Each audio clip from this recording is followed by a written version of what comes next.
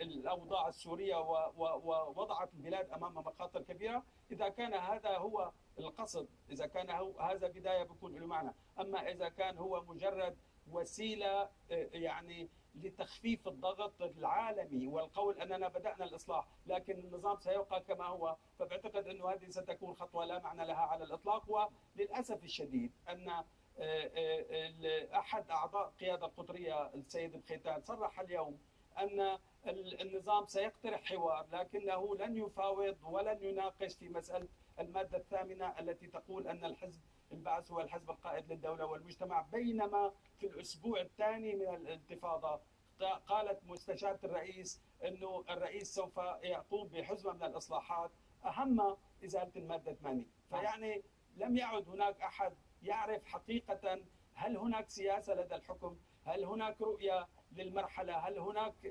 عفوا على هذه التساؤلات مناورة ومراوغة. دكتور غليون، هل يمكن الربط من حيث توقيت على الأقل ما بين إعلان هذا العفو اليوم وبين مؤتمر المعارضة في أنطاليا غدا؟ من المحتمل أن يكون هذا هو الرابط، ومن المحتمل أن يكون أيضا الضغوط الدولية والضغوط الرأي العام الدولي. بالحقيقة البارح بالأيام الأخيرة تقريبا الصحافة العربية والصحافة الدولية ليس هناك صحيفة ليس فيها مقال يشير إلى ما يجري بسوريا على أنه مذابح، وهي مذابح حقيقية وأنها كارثة بحق الشعب السوري. ما في شك أنه هذه الضغوط يريد النظام أيضا أن يظهر للرأي العام، وهو لا يتخاطب مع شعبه على كل حال، هو كل ما يعمله لكسب الرأي العام وللتغطية على الاضطهاد التاريخي لهذا الشعب. يقول أنه نحن ماشيين بالإصلاح ويمكن يكون عندنا خطوات إصلاحية أخرى، وهو اتخذ بالحقيقة خطوة لا معنى لها لأنه يستطيع أن يعيد أكثر من هؤلاء خلال أيام إلى السجون.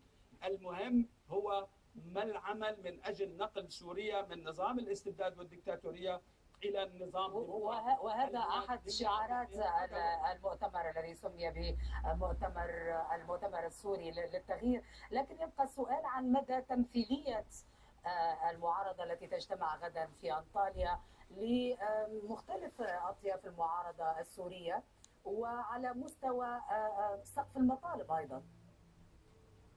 سيدتي، ليست هناك معارضة في العالم تولد موحدة وتولد يعني ذات رأي واحد وذات هدف واحد وذات وسائل واحدة.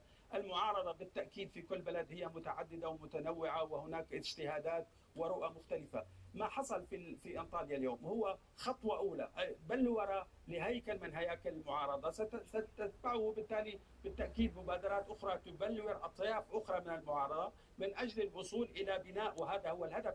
ينبغي أن يكون لنا جميعا بناء جبهة معارضة ديمقراطية تضم جميع أطياف الشعب السوري وجميع القوى السياسية السورية التي ولدت في هذه الانتفاضة. لن نترك شبابنا شباب الانتفاضة يعني معزولين أو فاقدين لمظلة سياسية لعنوان سياسي لإطار سياسي يجمع هذه القوى ويوجهها ويوحدها نحو الهدف الواحد وهو نقل سوريا نحو الديمقراطية. هذا المؤتمر هو جزء من هذه العملية السياسية الكبيرة وهو خطوة على هذا الطريق، وستتبعه خطوات أخرى بتأمل. ولن يطول الوقت قبل أن نبني جبهة معارضة ديمقراطية تجمع جميع السوريين وتوحد فيما بينهم. نحن موحدين منذ الآن على 3 أهداف ومبادئ أساسية. المبدأ الأول أننا نسير جميعا نحو هدف بناء دولة ديمقراطية مدنية تساوي بين الجميع في سوريا. نعم. ثانيا نحن متفقين على سلمية الثورة. وثالثا نحن متفقين على تأكيد سيادة سوريا واستقلالها ضد أي تدخلات. شكرا جزيلا لك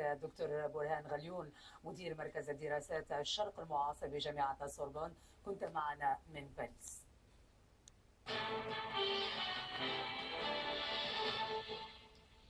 مجددا إلى